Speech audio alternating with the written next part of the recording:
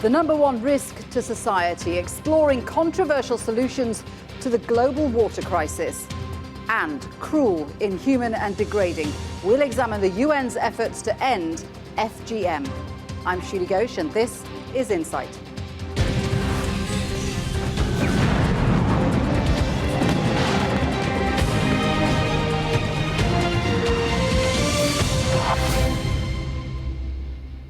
Hello there and welcome to the programme. We start with water. It covers 71% of the planet. It's vital for life, but there's not enough to go around.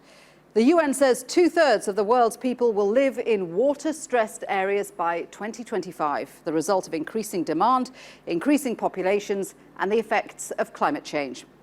The water crisis is now listed by the World Economic Forum as the biggest global risk for its potential impact on society. But as Insight's Tig Enright reports, even some of the potential solutions are controversial.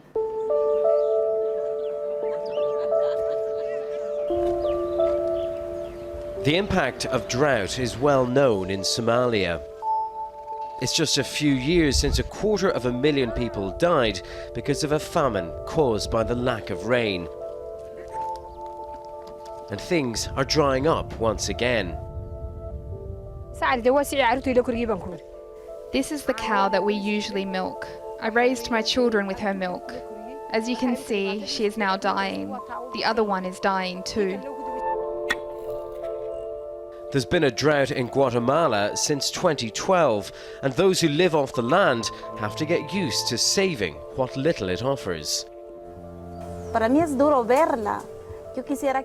This woman says she'd like to feed her daughter a wide variety of food, but she can't. Last year was the driest on record in South Africa, and not even its big industrial farmers can cope with that.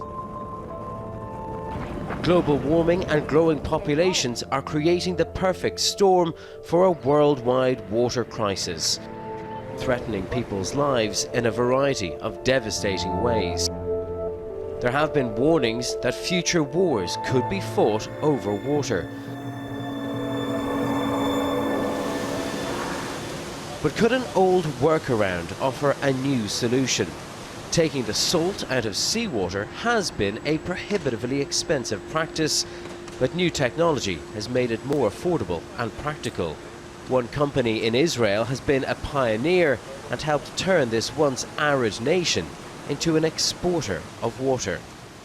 You bring the water up from the ocean, percolate it through a filter to remove the solids that are floating in the water, another finer filter to remove even smaller solids, and then last step we go through the reverse osmosis membrane. Microscopic pores separate salt and water, so the pores are just large enough to let water go through. Salt's a little bigger, can't get through. The technology is being deployed in other drought-stricken places too. This is North America's biggest desalination plant, which opened in California last year, with a goal to turn the Pacific Ocean into a source of drinking water. So every 2 gallons of seawater that go into the plant, we produce 1 gallon of fresh water, 1 gallon of double salty water that goes back to the ocean, gets diluted on the way out of the plant so it doesn't harm the marine environment, and that's all it takes. But is an industrial process like this really the answer? One that consumes a significant amount of energy and pumps a byproduct of intensely salty water back into the ecosystem.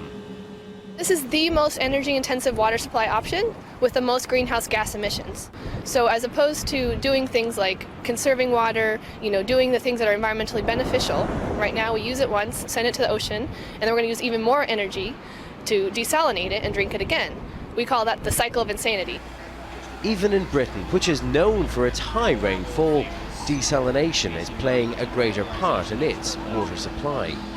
This is the River Thames, which frequently floods, but further downriver from here, on the other side of London, there is already Britain's first desalination plant and plans for several more.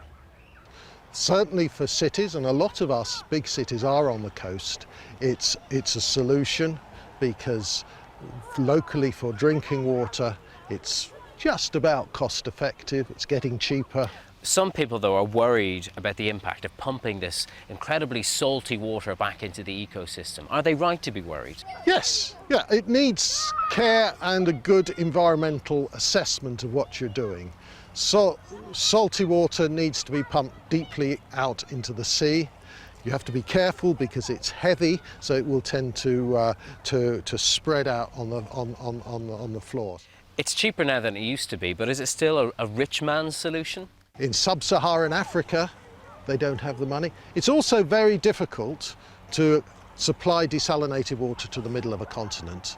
You really need, it's expensive to pump water, what will be hundreds, even thousands of miles. In this community in Mozambique, they're making the best of what they have. There is a desalination plant elsewhere in this country, but it doesn't solve these people's problems. So they're building a reservoir to save the rainwater that they pray will come. Ty Genwright, reporting for Insight.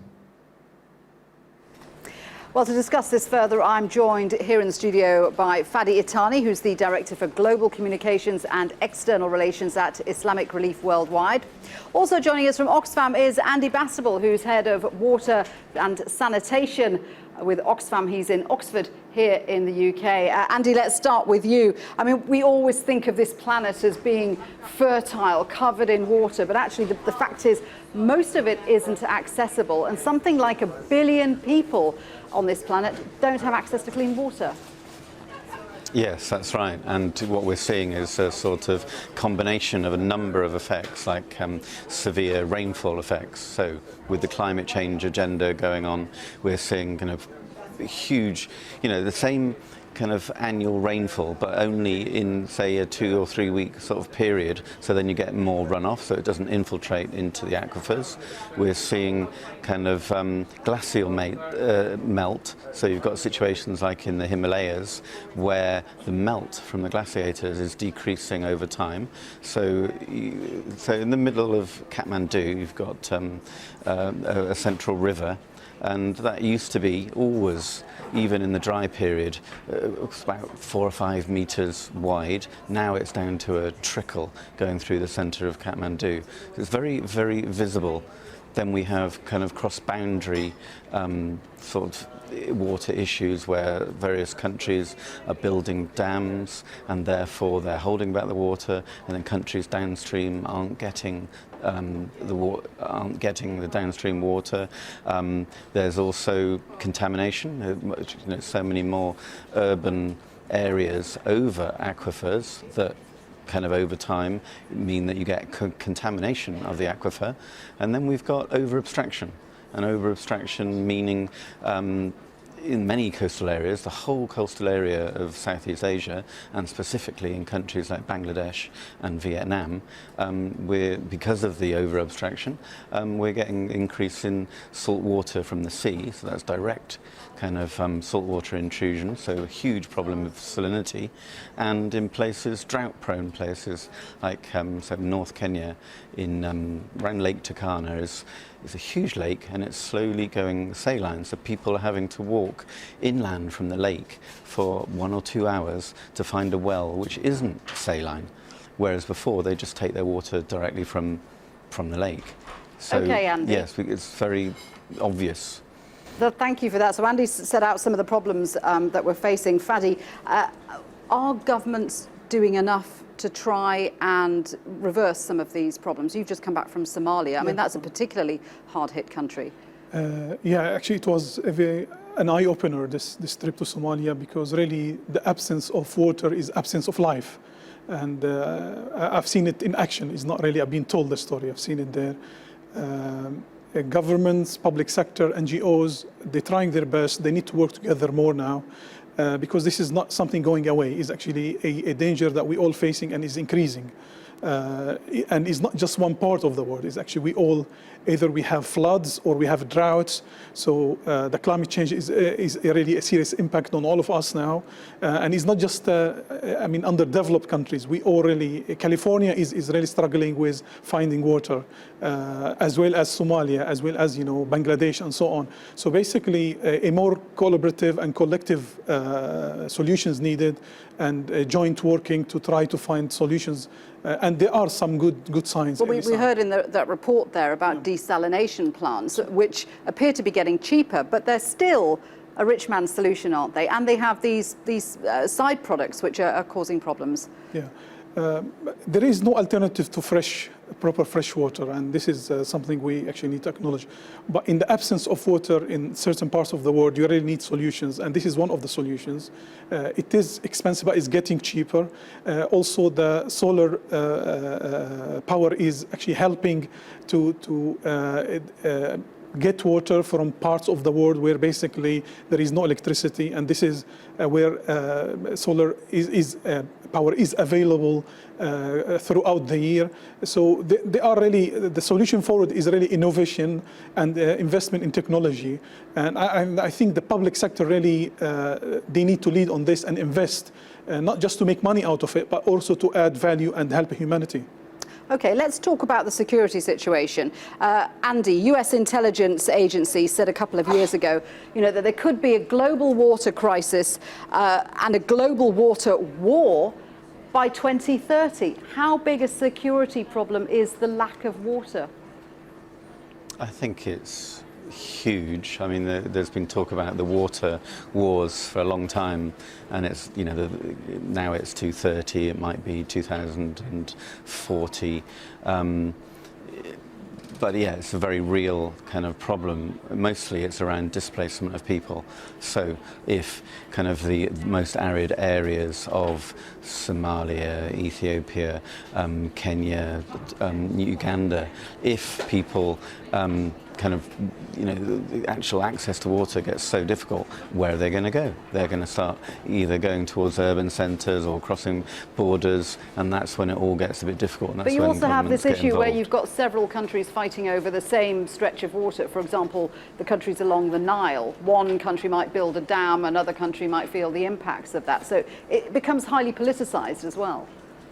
That's right, and we're seeing more of that, more dissatisfaction, and we're seeing in both ways. One, about the water scarcity, and two, in times when you get this intense kind of rainfall, then kind of countries kind of open their dams and they flood the country downstream. So it's in both directions.